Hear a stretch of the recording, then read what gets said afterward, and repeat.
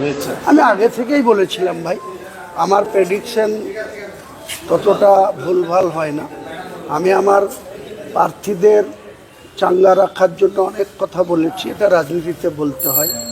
কিন্তু আমি দুটো সিটে কন্টেস্ট করেছিলাম, শুরু থেকেই মানুষের যে সাপোর্ট পেয়েছিলাম, প্রত্যেকটা প্রচারে যেভাবে মানুষ আমাকে সহযোগিতা করেছিল, আমার পাশে থেকে ছিল, তাতে আমি প্রথম থেকে আত্মবিশ্বাসী ছিলাম যে যত বিরোধিতা করা হোক, যতই শক্তি প্রয়োগ করা হোক, যতই অর্থ ব্যয় করা হোক, হুমায়ুন কবির মানুষের আশীর্বাদে, মানুষের দোয়ায়, মানুষের সমর্থনে নিশ্চিন্তে নির্বিঘ্নে জয়লাভ করবে, সেটা হতে যাচ্ছে।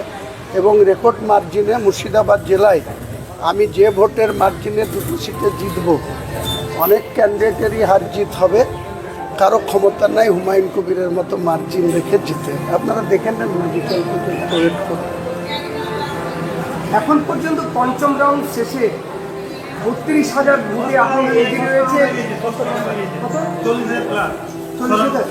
6 রাউন্ডের শেষে 40,000 প্লাস, 15 রাউন্ড প্লাস গুনতে হবে। এখন যদি 40,000 হয়, আমি আপনাকে বলেছি 80,000-এর মার্জিনে রেজিনগরে জিতব, 50,000 প্লাস মার্জিনে নওদাতে জিতব। ঠিক মিলিয়ে নেবেন আমার প্রেডিকশন। এই মুহূর্তে মুর্শিদাবাদের ফিগার কি হতে চলেছে?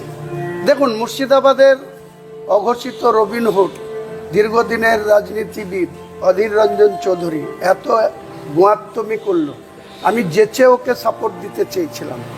আমি বলেছিলাম যে আমার সঙ্গে একটা সন্ধি করুক, অঘোষিত একটা সিট অ্যাডজাস্টমেন্ট করুক, তাহলে অধীর চৌধুরী নিজেও জিতবে, খাতা খুলবে। 2021-এ সিপিএম, কংগ্রেস, আইএসএফ জোটবদ্ধ করে ওরা দুটো পার্টি শূন্য হয়েছিল।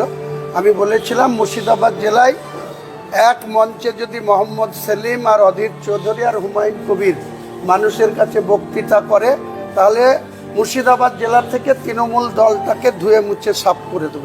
কিন্তু তারা সেটা ইগো দেখিয়েছে, আমার সেই কথায় কোনো গুরুত্ব দেয়নি।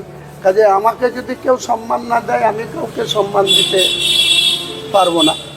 তাই তারা আজকে সেই শাস্তি পাচ্ছে। কারণ অধীর চৌধুরীর কেরিয়ার দীর্ঘদিনের রাজনীতিবিদ, 1999 থেকে 2019 5বারের সাংসদ, লোকসভার নেতা, প্রাক্তন রেলমন্ত্রী, শোচনীয়ভাবে বিজেপির কাছে অধীর রঞ্জন চৌধুরীর কারিশমা বা যে নিজের দমে জিতবো বলছিল, দম কার কত মুর্শিদাবাদে আছে, 3টের পরেই ক্লিয়ার হয়ে যাবে।